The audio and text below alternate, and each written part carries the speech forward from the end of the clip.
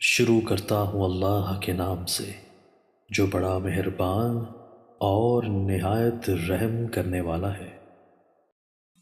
حضرت ابو ہریرہ رضی اللہ تعالیٰ عنہ بیان کرتے ہیں، رسول اللہ صلی اللہ علیہ وآلہ وسلم نے فرمایا، کیا میں تمہیں ایسا عمل بتاؤں جس کے ذریعے اللہ خطائیں معاف کر دیتا ہے اور درجات بلند کرتا ہے؟ صحابہ نے عرض کیا، کیوں نہیں اللہ کے رسول، ضرور بتائیں۔ آپ صلی اللہ علیہ وآلہ وسلم نے فرمایا، ناگواری کے باوجود مکمل طور پر وضو کرنا، مساجد کی طرف زیادہ قدم چل کر جانا اور نماز کے بعد دوسری نماز کا انتظار کرنا، یہی سرحدی چھاؤنی کی حفاظت ہے۔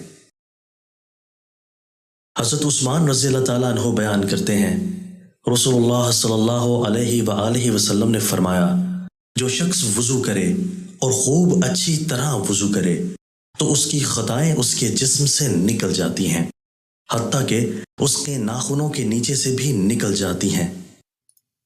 دوستو، اللہ تعالی ہمیں ان احادیث مبارکہ پر عمل کرنے اور اپنی زندگیوں کو سنوارنے کی توفیق عطا فرمائے۔